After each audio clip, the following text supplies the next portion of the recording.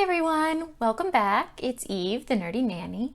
I thought I would go ahead and give you a little insight into sort of my writing routine, which isn't really much of a routine at all, but there is a method to the madness, so to say. This is something that I learned in school when I had high course loads as sort of a way to plan out my time. And it's something I continue to do today. So I thought I would show it to you, especially in quarantine. I have found that it's been very useful for not necessarily keeping me on track, because there are still days I end up accomplishing nothing, but giving my day or my week some sense of structure, which has been hugely helpful to sort of my mental health and my frame of mind. Apologies for the fringe, but I can't get a haircut right now, and my headband was poking me. So without further ado, let's get some planning done. All right, now I know a lot of people use fancy planners or agendas. I've always been just a little too chaotic for that. I have random writing things in here. This is a schematic of a boba tea card I had an idea for. So there's a lot of stuff in here. So I tend to destroy regular planners, and bullet journaling, while I love the method, your average bullet journal is about $5 or $6 each, and I burn through these.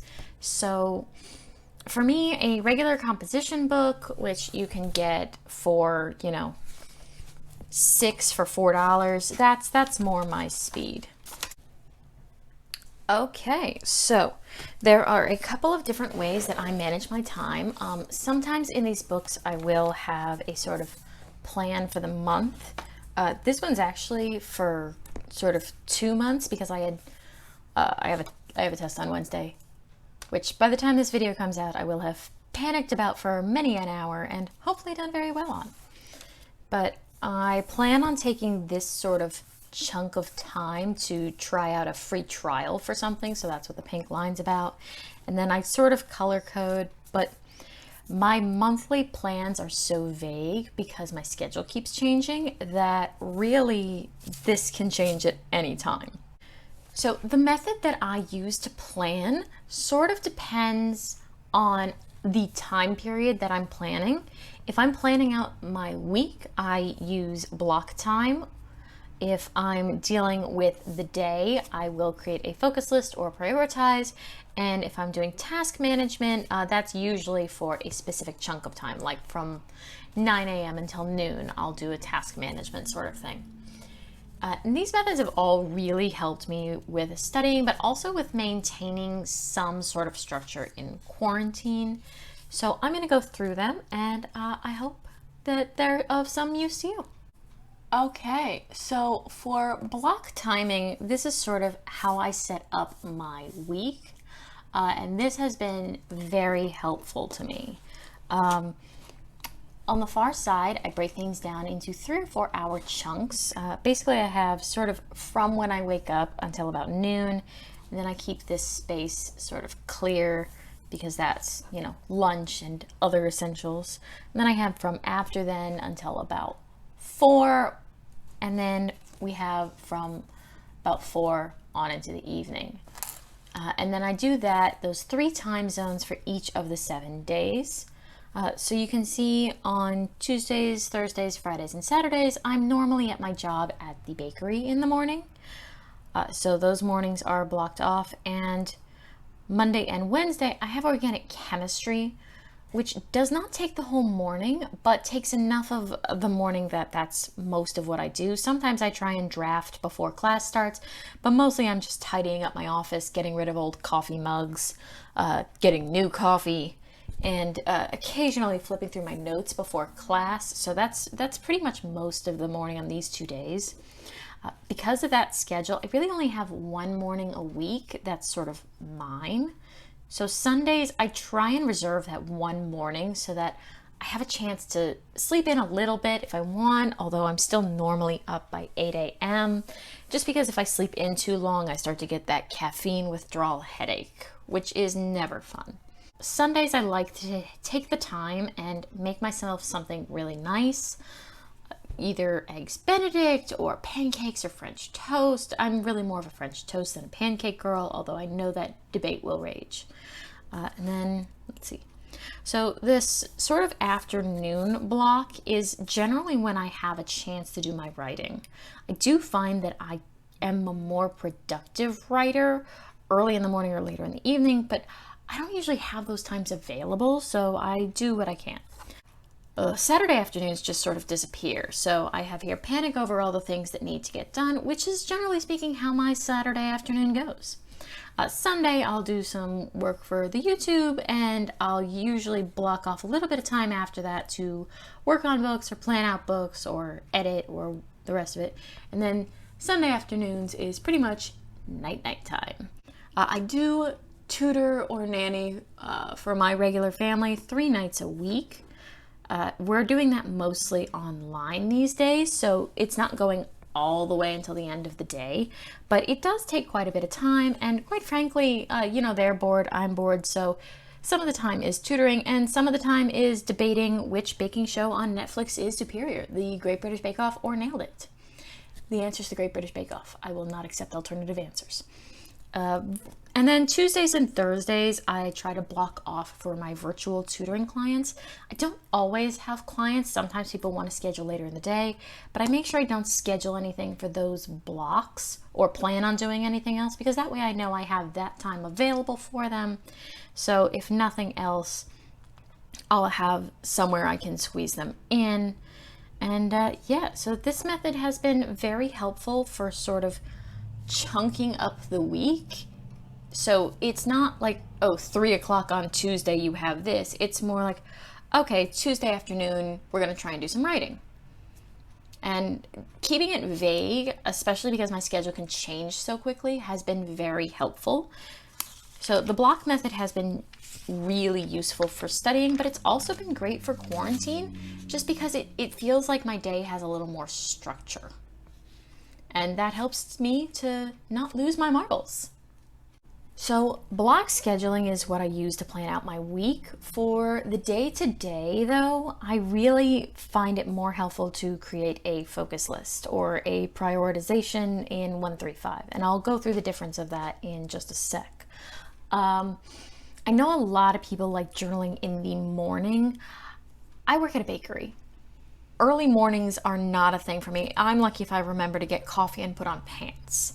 So going through this at night, even when I'm exhausted, just taking the 5 to 10 minutes to think about what I really need to deal with tomorrow can help my next day go so much smoother. And that was true in university. It's true when I'm scheduling tutoring and study sessions. It's true when I'm trying to plan for my writing. It's generally helpful no matter what. So there are 2 separate methods. The focus list is, generally speaking, just a sticky note or a piece of paper with no more than 7 things on it, and it's kind of a general to-do list. But recently I've started doing something called 135, which I find has been a little more helpful, and I'll go into why. A focus list just has 7 things in no particular order. You can try to organize them by priority, but it's just these are things I need to do list. And on days when I'm working double shifts and my to-do list is literally just errands, the regular focus list is just fine, because I can go out, run to CVS, go to Office Depot, drop off books at the library. They're all piddly little things that take about 5-10 minutes, and as long as I'm out and about, I can get them all done at once. That's when just a regular focus list is most helpful. And I like doing them on here because I can literally just peel them off, and I stick it on the back side of my cell phone or in my wallet, and then I have it with me. So sort of after work, I can check in on the focus list that I wrote up the night before, and I know what I need to do for the day. The 135 though, I've started using this more and more, because while the focus list is great, it doesn't really allow for prioritization, and most of the time there are things that you just need to deal with first. There are things that are a bigger priority in your life. So I'm going to show you my focus list for today. Your number 1 should be the thing that either you have a deadline for or is the most important, or quite frankly, if you don't get to the rest of your list, but you finish number one, you can call the day a win. If you get nothing else done, but you finished your number one item, it's a good day. That's the item that you should have as your number one. So below that, I have 3 things that are also kind of important, but not as important as this one. I don't actually have 5 other things that I need to do. I'm sure I could think of a 5th one, but if I can't think of it, it's probably not that important. This is the list that I have for today. If I get none of this done, but I get this done, it's going to be a win. After that, I'll move on to these 3, and then sort of not after, but killing time in between these 3, I will occasionally tackle one of my little tiny jobs, like cleaning the kitchen. I can do that while a video is buffering. I can update my Instagram while I'm waiting for someone to send me notes. I can work on the storyboard while waiting for something else. These are things that you can do in between, and it really just helps give my day a sense of priority and helps to focus my intentions. Okay, so I'll go into the 20-40 method in more detail at some later date. It's something that I've been using since high school that has really helped me to sort of compartmentalize the things that I need to do and get done. And because we already have our focus list from the night before, it's really easy to just sort of figure out, because I know what my biggest priorities are, and that's always the hardest part. So you break up your day into specific things that you need to get done and separate it out into 20 and 40 minute segments with just a few minutes in between each one to go to the bathroom, get a new cup of coffee, stretch. That's really important, especially if you've been sitting for a while. And they sort of add up into these 2-hour chunks, because after the last 20-minute, I'll go 20, 40, 20, and then a break. So for today, I've lined up 2 of these. So the break in between will actually end up being a little longer. I try to not make it too long in case some of these go over a little bit. But basically, this is how I sort of chunk out a study session. Normally, I would end up doing this later in the evening when I was in school because it was after class, but we're going for the middle of the day because it's quarantine. I'm going to take a long break in the afternoon just because I don't normally recommend doing more than 2 of these, but because I'm starting in the middle of the day, I'm sort of reserving this as like school time or work time. If I was in an office, this would be how I would set up my sort of day. But so that's sort of school time. I'm going to take a longer break after that. I might go running if the weather cooperates. I live in Florida, so we have no idea if it's going to be sunshine or thunderstorms or, somewhere in between. After that, I do have one more 20-40-20 sort of set up to try and take off some of these bottom items I had on my list, where I'm going to update my Illustrator, try and edit that video. My computer's a little older, so I can actually sort of fiddle around with Instagram in the lulls. Usually multitasking isn't the most effective thing, but with the video thing, because I have to wait for weird intervals while it buffers, it's fine. And then I'm going to try to get some storyboarding in. I might do that from 4 to 6, from 6 to 8, from 7 to 9. It doesn't really matter, but I do want to have that break in between. All right, so there you have it. That is my writing / time management routine and planning advice. I hope that helps. And let me know in the comments if there's any tips that you find work especially well for you, or if you think this won't work for you at all. And if you think it won't work for you at all, I challenge you to go ahead and try it and then tell me it won't work for you.